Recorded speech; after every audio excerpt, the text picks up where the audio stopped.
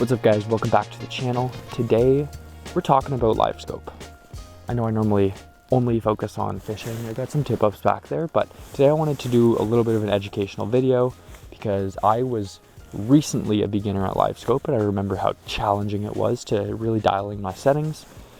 So today I'm going to talk to you guys about my default beginner settings, what you should do, and then like small things to adjust depending on what you're doing, where you are, what you're seeing, that kind of thing. So let's get into it.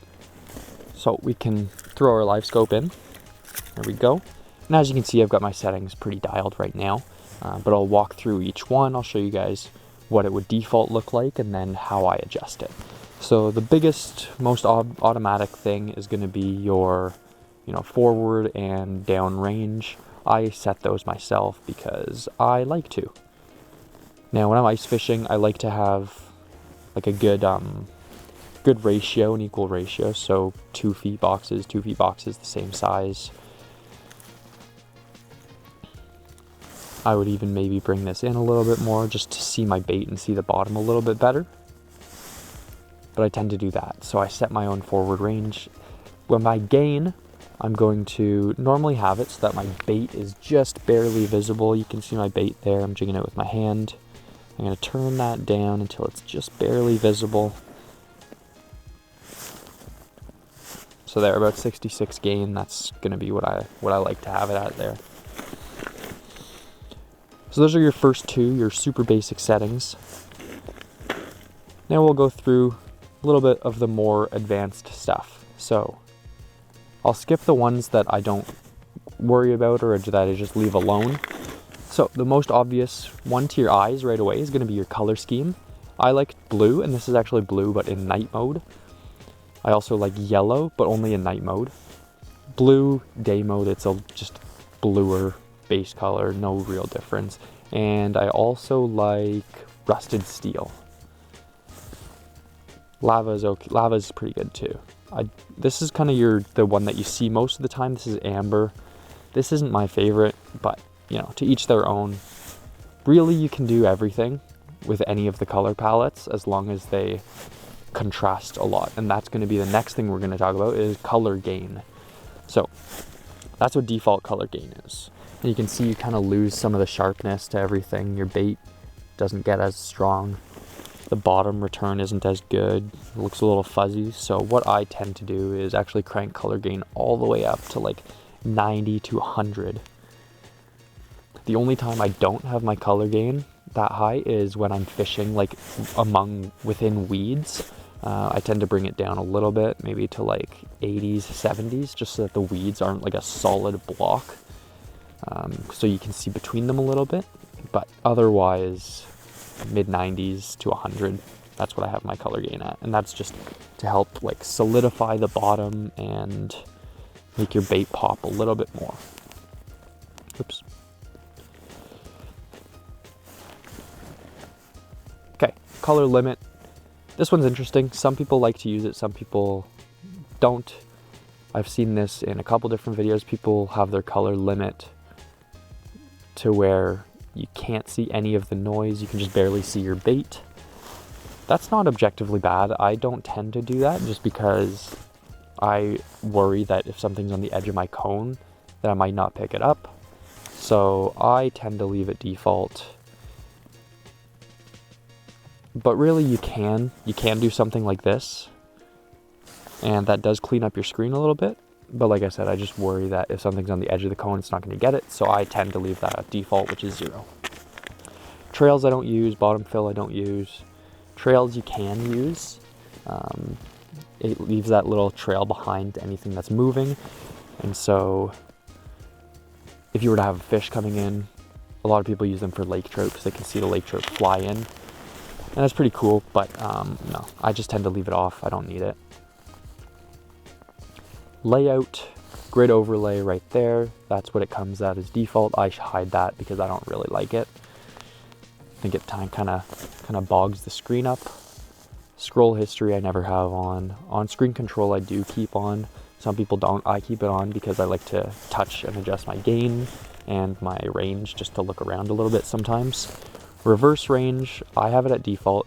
I sometimes have it on full, but most of the time default. It just depends on like how I'm adjusting up and down on my screen. Compress range, I've never really played with. I'm gonna skip that. This one, flip horizontal, I've never seen anybody really talk about, but I like to use it when I'm in my shack with one of my buddies, or just like with two lines in on either side. If I'm trying to look one way with Livescope, but then one of my lines is on my left, but it's actually showing on the right on the screen, I'll just show flip horizontal, just so that it doesn't confuse me in my head. It's pretty obvious which rod is getting hit when rod starts bending, but just like a ease thing. All right, what do we have here? So noise reject, this one's a good one. I tend to leave it on medium or high, depending on where I am. Now I have a EchoMap 106 SV Ultra 2. So this unit is a pretty good processor in it. I know with the EchoMap UHD 273 or the 93, like the 7 and the 9 inch EchoMaps, it might struggle a little bit with latency a lot. When I had my old one, when I had it on high, it was a lot of latency. Right now with it on high, there's a bit of latency, but not terrible. I tend to leave it on medium, just to clean up my screen. If you have it off, the noise might not bother you. You might be able to fix that with other settings like color limit or ghost reject, which is next. But I just like medium. I think medium's pretty good. Ghost reject, you can have it on high, you can have it off. It's another kind of like noise ghost stuff reject setting. I tend to leave it off. Sometimes I use it. It really doesn't make too much of a difference for me. TVG, this one I do change. When I'm fishing in shallow water, like 10 or less feet, I turn it off. Because sometimes when you have a fish flying up at like 4 feet below the ice, TVG might totally block it out if it's even on low. And sometimes even your lure down at like 8 feet, you might not be able to see it so easy. So when I'm shallow, I turn it off. When I'm a little deeper, TVG off when I'm shallow. When I'm a little deeper, low. Overlay, I tend to leave my depth not showing. You can show it if you want. It doesn't really matter. The only thing is that sometimes people tend to say the phrase lost in the numbers.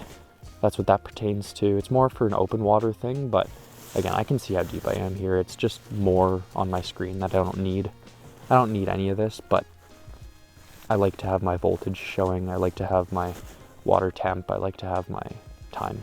So I keep those on. Installation. This one, when I'm in open water, I tend to have it at 2.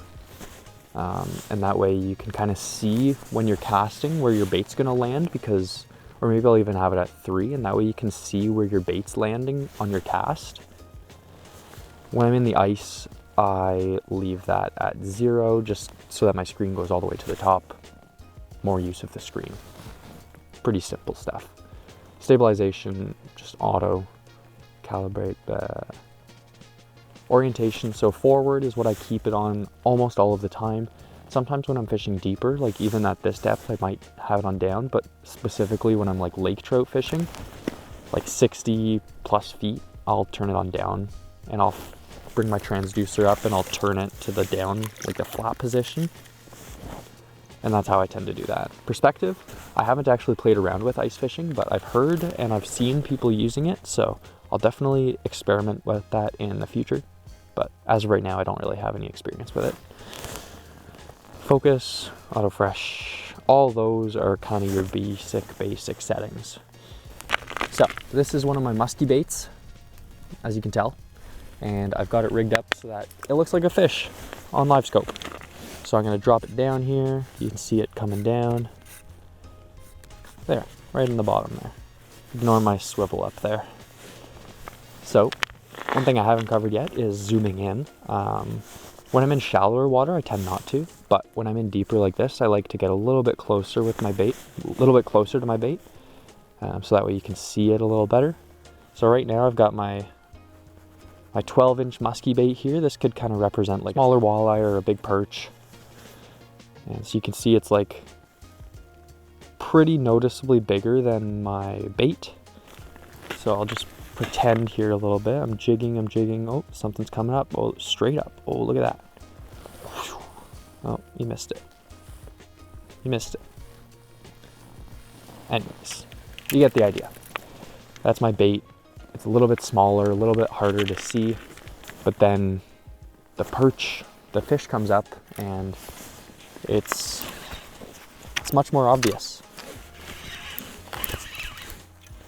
And in case I hadn't showed it yet, that's the bait I was using down there. Little frostbite scissor kick. The only other thing that I could add is that when you're in a little shallower water, you'll tend to not need as much gain. So right now I'm at 66. If I were in, say, like 10 feet, I'd probably turn that gain down even more if I was using a bait that size. That's kind of it, guys. I hope you enjoyed the video. I know I'm not a Livescope expert, but I hope I was able to help if you're also a beginner. I'm going to leave a link to a video down below. It's TJ Erickson. He is my favorite Livescope guide that I've seen, and my settings that I use are pretty similar to what he does. So go check that out if you're still a little confused or still want more info. Of course, watch all the videos you can. Play with yours as much as you can. That's the best way to learn. Hope you guys have a good one. I'll see you in the next video. Peace.